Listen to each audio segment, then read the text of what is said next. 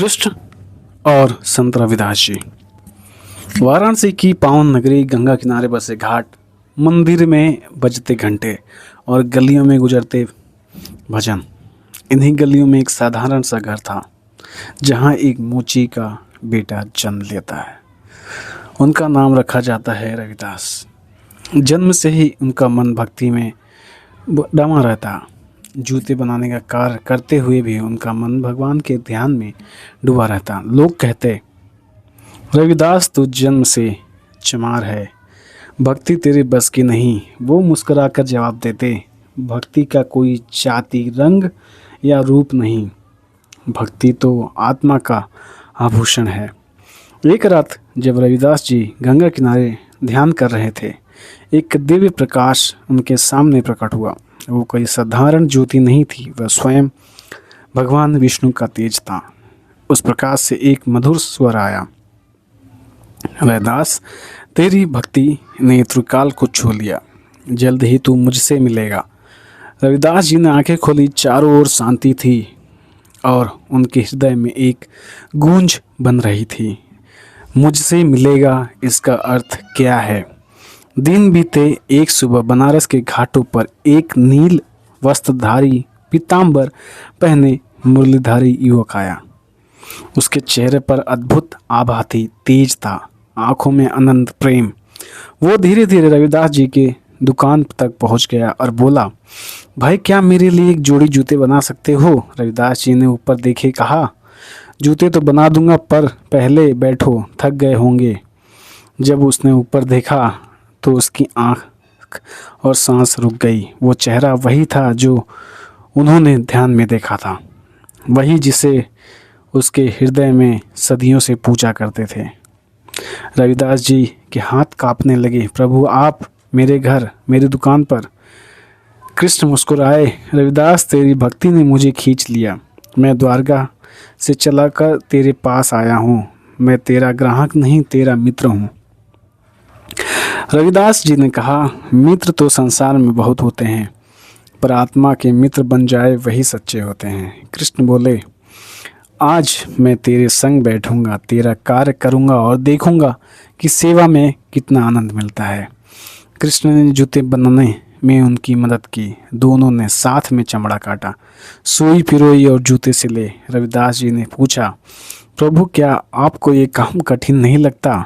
कृष्ण ने उत्तर दिया, कोई भी काम कठिन नहीं होता अगर उसमें प्रेम हो। जैसे तू हर जूते को भक्ति मानकर बनाता है, वैसे ही मैं हर प्राणी को अपना मानकर प्रेम करता हूँ। कुछ दिन बाद बनारस में एक पंडित ने रविदास जी को चुनौती दी, तुम कहते हो कि भगवान तुम्हारे मित्र हैं, सिद्ध करो। रविदास जी मुस्कुराकर कहें, भक्ति प्रमाण मांगती नहीं, अनुभव देती है। उसी समय कृष्ण वहाँ प्रकट हो गए और बोले, जो रविदास जी को अपमानित करता है वह मुझे अपमानित करता है। पंडित के चरण स्वयं ही रविदास जी के चरण में लग गए। कृष्ण ने कहा, रविदास, मुझे जाना होगा, पर याद रखना, जब भी तू मेरा नाम प्रेम से लेगा, मैं तेरे पास चला आऊँगा, चाहे रूप में दिखूं या ना दिखूं। रविदास जी की आंखों में आंसू थे। प्रभु, मैं आपको जाने नहीं दूंगा। कृष्ण ने मुरली बजाई, एक मधुर राग गूंज उठा और वह प्रकाश बनकर अंतर ध्यान हो गए। उस दिन से रविदास जी ने हर कार्य को भगवान की सेवा मानकर करना शुरू किया। उनके जूतों में सिर्फ चमड़ा नहीं, प्रेम और आशीर्वाद भी मिला होता। और कहते हैं, जो भी रविदास जी के बनाए जूते पहनता, उसके जीवन से दुख दूर हो जाता, क्योंकि उन जूतों में श्री कृष्ण की मित्रता और रविदास जी की भक्ति की शक्ति होती। ठीक है, मैं अब इस कृष्ण और संत रविदास जी की कथा लिखता हूँ। गंगा घाट के तट पर बैठकर जब श्री कृष्ण और संत रविदास जी ने पहला संवाद पूरा किया, तो आसमान में हल्की फुल्की बारिश की बूंदें गिरने लगी। हवा में एक अद्भुत सुगंध घुल गई, मानो तुलसी और कुमुदनी का संगम हो। रविदास जी ने अपने भीगे हुए वस्त्रों की परवाह न करते हुए अपनी गहरी आंखों से कृष्ण की ओर देखा और मुस्कुराकर कहा, जैसे सब कुछ पहले से जानते हो। कृष्ण बोले, रविदास तूने प्रेम को साध लिया है, लेकिन प्रेम को संसार में जीना ही सबसे कठिन कार्य है।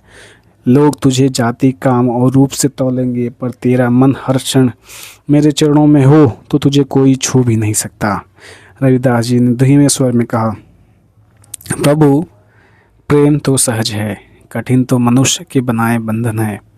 कृष्ण ने अपने करुणामय नेत्रों से उन्हें देखा और अपनी बांसुरी उठाई। एक मधुर राग छेड़ते ही गंगा की लहरें थिरक उठी। रविदास जी को लगा मानो लहर कह रही हो, बंधन तो केवल मन में है, सत्य में नहीं। कुछ ही दिनों के बाद गांव में एक बड़ा मेला लगा। दूर दूर से साधु, पंडित, व्यापारी, सामान्य लोग आए। कई पंडितों ने रविदास जी को घेर लिया और कहने लगे, तुम नीच जाति के हो, तुम्हें भक्ति का क्या अधिकार? भगवान तुम्हारे पास कभी नहीं आएंगे। भीड़ में कानाफूसी होने लगी, लेकिन उसी क्षण एक दिव्य प्रकाश प्रकट होता है। प्रकाश के बीच खड़े श्री कृष्ण लीला अपने नीली आभा और मोर पंख मुकुट के साथ। कृष्ण ने मुस्कुराते हुए कहा, जो मुझे प्रेम करता है मैं उसी का हूँ। न जन्म पूछता हूँ, न रूप, न कर्म। भीड़ स्तब्ध रह गई। सभी पंडित चुप हो गए और धीरे धीरे वहाँ से हट गए। उस दिन के बाद संत रविदास जी का नाम गांव गांव गूंजने लगा। लोग अब उन्हें केवल नीच जाति का व्यक्ति नहीं कहते थे, वे भक्त रविदास जी के बन चुके थे। लेकिन रविदास जी के लिए यह किसी मान सम्मान का विषय नहीं था। वे अब भी गंगा किनारे अपनी छोटी सी कुटिया में चमड़े का कार्य करते और भजन गाते और आने जाने वालों को प्रेम का संदेश देते। कृष्ण अक्सर अदृश्य रूप में उनके पास आते, कभी बांसुरी की धुन से, कभी गंगा की लहरों में, कभी एक छोटे के बालक के रूप में जो आकर कहता, रविदास आज कोई भूखा न सोए। गंगा के तट पर वह रात मानो अनोखी थी। आसमान में चांद अपनी मध्यम रोशनी से धरती को नहला रहा था। दूर दूर तक शांति का साम्राज्य था। संत रविदास जी के हृदय में अद्भुत दर्शन के बाद भक्ति की गंगा और भी प्रबल हो चुकी थी। वह जान चुके थे कि यह लीला साधारण नहीं है। स्वयं भगवान कृष्ण जी उनके जीवन पथ पर आए थे। सुबह होते ही वह अपने छोटे से घर के बाहर बैठकर जूते सीने लगे, लेकिन आज उनके हाथ अपने आप कोई नया भजन बुनने लगे। उनके होठों पर शब्द उतरते जा रहे थे, प्रभु तू ही माला, तू ही मोती, तेरे चरणों में मेरी प्रीति। इसी बीच गांव के कुछ लोग उनके पास आए। रविदास जी, एक वृद्ध व्यक्ति ने कहा, कल रात आपके घर से ऐसी दिव्य आभा क्यों निकल रही थी? हम सब ने देखा पर मुझे समझ नहीं आया। रविदास जी मुस्कुराए और बोला, भाई जब हृदय में प्रभु का वास हो तो उनकी कृपा की आभा छुप नहीं सकती। लोग हैरान थे। तभी दूर से एक व्यक्ति आया जिसकी आंखों में अजीब सी चमक थी। उसके वेश में एक साधारण यात्री लग रहा था, लेकिन उसकी चाल और स्वयं में कुछ अलौकिक था। वह आगे बढ़ा और बोला, रविदास क्या तूने मुझे पहचाना? रविदास जी ने ध्यान से देखा। यह वही था जो कल रात स्वप्न में आया था, जो दर्शन दिया, और उनके आंसू बह निकले। रविदास जी ने उन्हें भांप लिया और कहा, प्रभु आप फिर आ गए। यात्री ने मुस्कुराते हुए कहा, मैंने कहा था ना, तुम्हारे प्रेम की डोर मुझे बार बार खींच लाती है। आज मैं तुम्हें एक वर देने आया हूँ। रविदास जी ने हाथ जोड़कर कहा, मुझे कोई वरदान नहीं चाहिए प्रभु, बस यह चाहिए कि मेरे जीवन का हर श्वास आपकी सेवा में बीते और संसार का कोई भी प्राणी जाति पाति की ऊंच नीच या भेदभाव के कारण प्रभु नाम से वंचित न रहे। कृष्ण जी ने गदगद स्वर में कहा, तुम्हारी यह इच्छा तुम्हारा सबसे बड़ा वरदान है। आज से तुम्हारे शब्द, तुम्हारे भजन और तुम्हारा प्रेम युगों युगों तक भक्ति का एक पथ प्रकाशित रहेंगे। इतना कहकर कृष्ण जी ने अपने करक मलों से रविदास जी को आशीर्वाद दिया और गंगा के जल में अदृश्य हो गए। उस दिन के बाद रविदास जी के भजन केवल गांव-गांव में ही नहीं, दूर दूर तक गूंजने लगे। उनकी वाणी में वह शक्ति थी कि सुनने वाला भी किसी भी भेदभाव को भूलकर प्रभु के प्रेम में डूब जाता। गंगा किनारे की इस अद्भुत मुलाकात के बाद संत रविदास जी के जीवन में एक नया अध्याय खुल गया। भक्ति तो पहले से उनके हृदय में बह रही थी, अब उसमें एक अनोखा माधुर्य और दृढ़ता आ गई। गुरु रविदास जी सुबह सुबह गंगा किनारे बैठते, चर्मकारी का कार्य करते हुए राम नाम का जप करते और भीतर भीतर कृष्ण जी को याद करते और संवाद के साथ बातें करते। एक दिन जब रविदास जी अपने काम में मग्न थे, अचानक आकाश में बांसुरी की धुन गुजर लगी। वह धुन इतनी निर्मल मोहक थी कि उनके हाथ का औजार रुक गया, आंखें बंद हो गई और आत्मा जैसे उस स्वर में घुल गई। जब उन्होंने आंखें खोली तो उनके सामने वही दिव्य रूप, नीले मेघ के समान वर्ण, मधुर पंख से सजी मुकुटधारी छवि, पीताम्बर वस्त्र और होठ पर मुस्कान। कृष्ण बोले, रविदास, तुम्हारी भक्ति में कोई दिखावा नहीं, कोई स्वार्थ नहीं, इसलिए मैं तुम्हारे पास बार बार चला आता हूँ। तुमने जाति पाति मान अपमान सबको त्याग दिया, और यही सच्ची भक्ति है। रविदास जी ने हाथ जोड़कर कहा, प्रभु, आप तो सबके स्वामी हैं, फिर भी आप एक चर्मकार के घर आए, यह मेरी किस जन्म की तपस्या है। कृष्ण जी मुस्कुराए और बोले, रविदास, भगवान को शुद्ध हृदय चाहिए, न कि ऊंची जाति या बाहरी आडंबर। तुम्हारा मन इतना निर्बल है कि मैं यहाँ स्वयं आकर आनंद पाता हूँ। इतना कहकर कृष्ण ने अपने करकमल से एक छोटी सी माटी की कटोरी उठाई और उसमें गंगा जल भरा और बोले, इस कटोरी में जब भी तुम किसी प्यासे को पानी दोगे, यह कभी खाली नहीं होगा, जैसे तुम्हारे हृदय प्रेम से कभी खाली नहीं होता। उस दिन से रविदास जी के घर आने वाला कोई भी अतिथि, चाहे कितना भी प्यासा हो, कभी प्यासा नहीं लौटता। यह चमत्कार पूरे नगर में फैल गया और लोग समझ गए कि केवल कृष्ण की कृपा और रविदास जी की भक्ति का परिणाम है। एक दिन ऐसा हुआ, संत रविदास जी का घर एक ऐसा स्थान बन चुका था जहां अमीर गरीब, ऊंच नीच कोई भेदभाव नहीं रह गया। हर आने वाला व्यक्ति सेवा और भक्ति से ओतप्रोत होकर लौटता।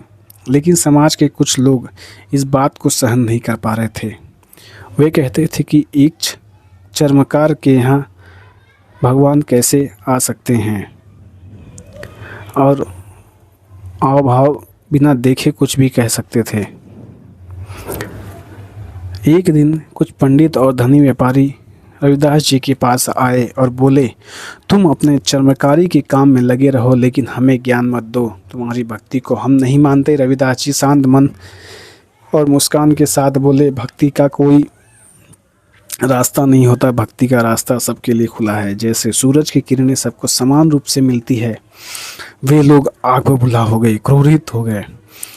तो फिर सिद्ध करके दिखाओ कि तुम्हारी भक्ति सच्ची है। हम गंगा किनारे यज्ञ करेंगे, तुम भी आना और देखना कि किसकी पूजा स्वीकार होती है। गंगा किनारे विशाल यज्ञ शुरू हुआ। पंडितों ने मंत्रोच्चार शुरू किया, बड़े बड़े पात्रों में जल भरा गया, लेकिन जैसे ही जल गंगा में अर्पित करे गए, पात्र खाली हो गए, सब हैरान रह गए। फिर संत रविदास जी अपनी छोटी मिट्टी की कटोरी लेकर आए, जिसमें भगवान श्री कृष्ण ने गंगा जल का आशीर्वाद दिया था। उन्होंने बिना कोई मंत्र बोले, सिर्फ राम नाम का जाप करते हुए कटोरी से गंगा में जल अर्पित किया। देखते ही गंगा का जल जैसे उफान मारने लगा, लहरें किनारे तक आ गई और एक दिव्य प्रकाश में फैल गया। उसी क्षण आकाश से मधुर शंखनाद हुआ और भगवान विष्णु का चतुर्भुज रूप प्रकट हुआ। ऐसा कहते हैं, शंख, चक्र, गदा, पद्म धारण किए हुए वे बोले, हे रविदास, आज समस्त जगत देख ले कि जाति, रूप, धन या विद्या नहीं, बल्कि निर्मल हृदय और सच्ची भक्ति की ही मार्ग है। फिर उन्होंने आशीर्वाद दिया, रविदास, तुम्हारा नाम युगों युगों तक लिया जाएगा। तुम्हारी वाणी लोगों को अज्ञान के अंधकार से निकालकर भक्ति के प्रकाश में लाएगी। उस दिन से संत रविदास जी की ख्याति चारों ओर, चारों दिशाओं में फैल गई।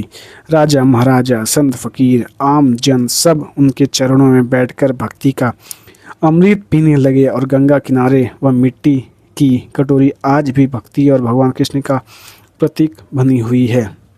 इसीलिए आप भी कहीं ना कहीं आप सुने होंगे कि लोग कहते हैं कि सभी को पानी पिलाना चाहिए, क्योंकि पानी जीवन का वो रस है जिसके लिए लोग कड़ी मेहनत करते हैं। इसीलिए कहा जाता है।